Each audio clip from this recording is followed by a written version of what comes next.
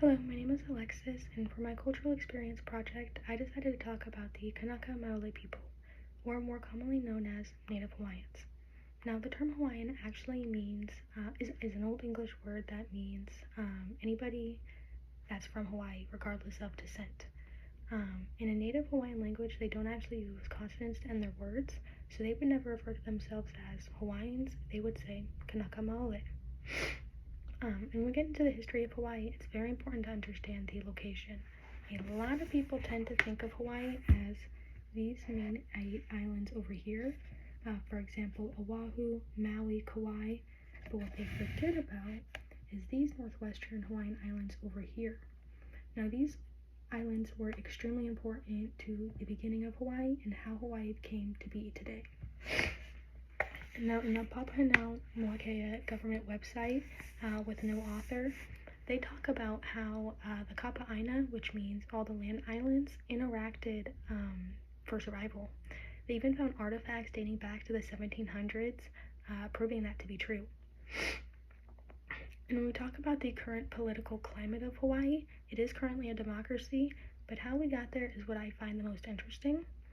In Jennifer Davis's blog, Native Hawaiian Law, she talks about Hawaii's time as a sovereign nation, as well as the brief time period it was the Republic of Hawaii and when it became a state. But I'm going to talk a little bit more about Hawaii's time as a sovereign nation. During this time, Hawaii was recognized by the U.S. as a sovereign nation, and they had dozens of treaties with other countries as well.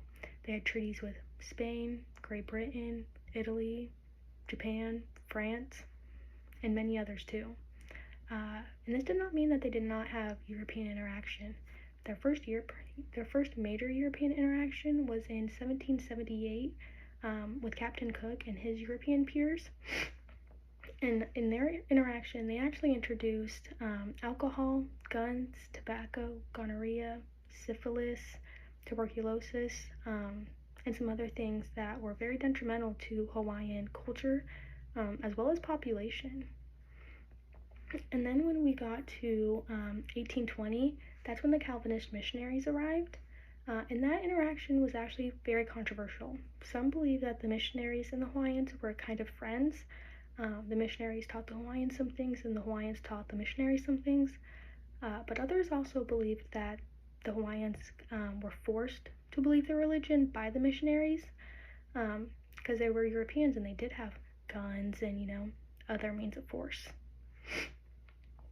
And in the Kanaka Mole worldview by the World Press, they talk about Hawaii's religion.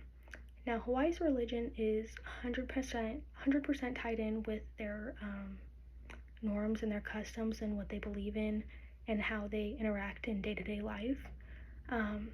In the World View report, they talk about how Hawaiians believe that the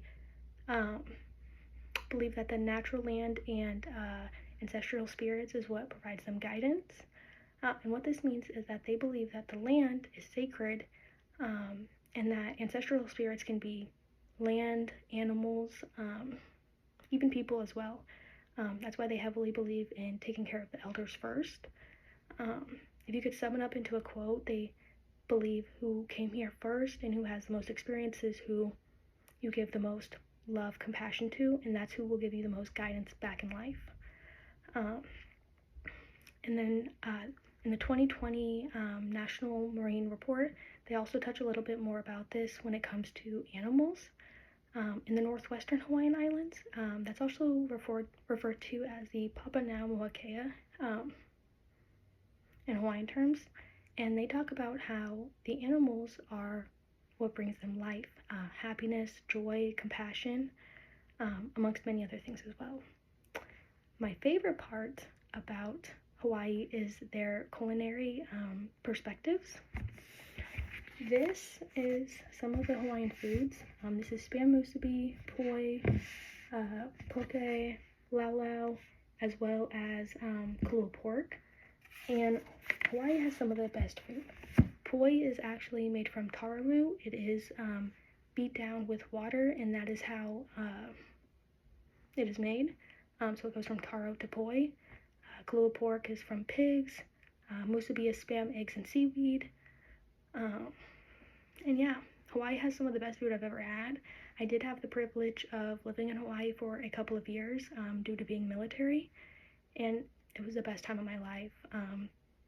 When I can speak on the norms and the customs of everybody there, and truly I've never seen more caring people. They care for the elders, they care for the land, and they care for you, regardless of where you came from, as long as you respect the land and the ancestral spirits that they believe in as well. I hope I taught you more about Hawaii, and I hope I helped you understand a little bit more about Kanaka Mauli people.